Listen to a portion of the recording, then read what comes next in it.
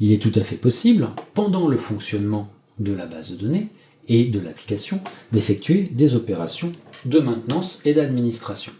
On peut tout à fait imaginer que je souhaite déplacer un shard d'un nœud à un autre. Actuellement, le shard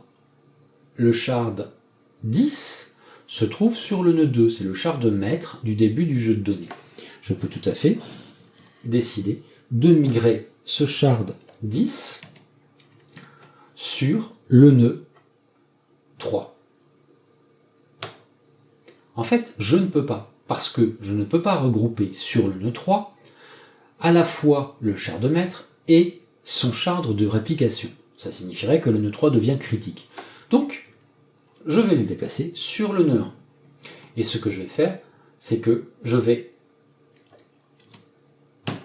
le faire immédiatement et pendant que l'application tourne. Si on regarde, pour l'application, c'est complètement transparent. Elle n'a pas du tout été impactée par cette migration. Et si désormais je regarde l'état de mon cluster, on constate que je vais avoir ce shard-là, le premier, il est basculé en esclave, mais il est passé sur le nœud 1. L'esclave qui était sur le nœud 3 a été passé en maître. On peut préserver les rôles au moment de ces migrations.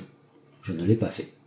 Maintenant, je peux très bien migrer à nouveau l'autre shard, le shard celui-ci, donc celui qui a été promu maître, je vais le migrer sur le nœud 2. J'ai le droit puisque sur l'esclave se trouve sur le nœud 1.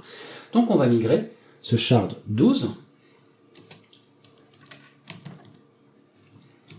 sur le nœud 2. La migration se fait encore à chaud sans interruption de service, comme on peut le constater. À partir de là, si je regarde, la réplication est en train de se terminer. C'est fini. Et j'ai donc sur le nœud 2 l'esclave qui correspond à la première partie de mon jeu de données. Et sur le nœud 1, le maître qui correspond à cette première partie de mon jeu de données.